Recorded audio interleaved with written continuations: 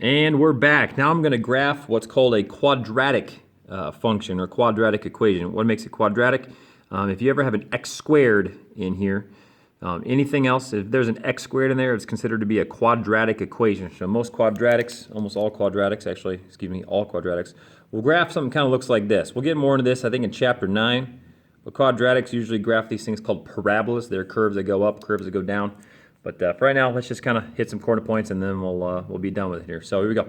Same idea. Okay, if I were a mean or math teacher, I would make you write out every single plug-in and do it all by hand. But I'm not that mean. I'll at least let you use the calculator here. Okay. I cannot emphasize this enough. If you do not use brackets, you are going to mess this up. Okay. When you plug in a negative number and square it, remember your calculator is really picky. There's a difference between -2 squared in brackets and the -2 squared not in brackets. We talked about that before, so hopefully that will refresh your memory.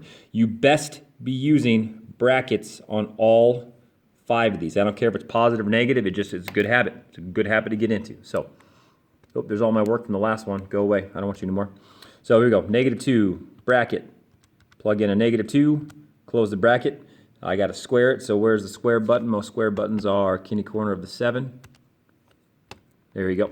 So -2, bracket, -2, close the bracket, square it, and then add that +3 at the end. There we go, there's 1, -5. Okay. There we go, let's rinse and repeat. -2, bracket, -1, close the bracket, square it, +3. You kind of get in a rhythm. Okay, that's the nice thing about these calculators is that they have the top equation, they have the previous work. So you just kind of copy and paste, make sure you plug in your new number. +1. All right, cool. -2, 0, squared, +3, 3. Nice. It's almost like 0 made all of this go away. You plug in a 0, it all disappears. You get a +3. Kind of like what happened up here. You plug in a 0, everything that's connected to the variables, oh, that's basically what 0 does. 0 erases things.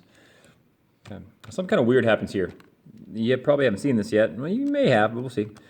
+1. Oh, there's kind of a pattern here. Well, let's see what's going on here. Whoa, what? Is that a mistake? No, it's not. I typed it in the way I saw it. Plug in a +1. Huh, there's a 1. Now, if you're a patterns person, you might be able to predict what's going to go here.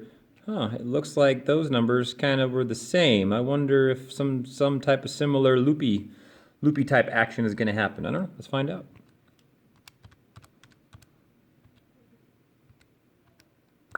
Oh, it did. Weird. Yes, this is an easy way to spot a quadratic, students. If you ever have matching y values,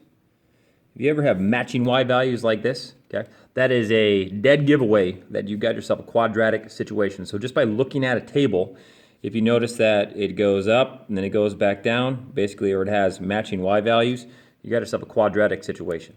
All right, so let's go ahead and plot these corner points and see what the graph kind of looks like. Sketch it the best you can. You're not, perfect artistes. You're just trying to hit some corner points, so do the best you can. Here's my pre-made graph. -2 and -5 was my first corner point. -2, 1, 2, 3, 4, 5. There's 1. Next corner point is -1 and +1. -1, +1. Okay. 0 and 3. Don't move up 3. And then copy and paste basically.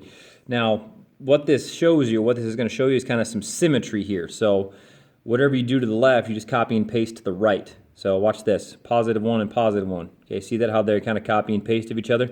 If you think of the y-axis as a mirror, okay, everything on the left is equal to everything on the right. We'll talk more about that, I think, in chapter 9. Again, so quadratics, we get into chapter 9 stuff. Okay, curves are pretty crazy. Projectiles is basically what they're about. When does something fall up in the sky? Fall up in the sky, yeah, that's a word. When does something fall from the sky? If you drop something from a building, when does it hit the ground? All those fun things. So we'll get into that in chapter 9. Okay, there's kind of a rough sketch or a rough idea of what our parabola looks like, or the graph of our quadratic. So if I were to sketch this, it's supposed to be a curve. Don't do straight lines. Nice curves, kind of a sharp curve here. Kind of like that. Do the best. This is probably one of the things that I'm worst at is sketching parabolas. But there you go. Should be a little more smooth at the top, I suppose. But hey, what am I supposed to do? That's about it. That is a quadratic equation. Again, the big emphasis on that one is to make sure you keep using the brackets when you plug in negatives. Even up here, it's a good habit to plug in negatives. The brackets help remind you what you were plugging in or where you're plugging numbers in. And plus, it helps you do the math correctly. There's a difference between negative 2 squared in brackets and then not in brackets. Do the equation 5 times.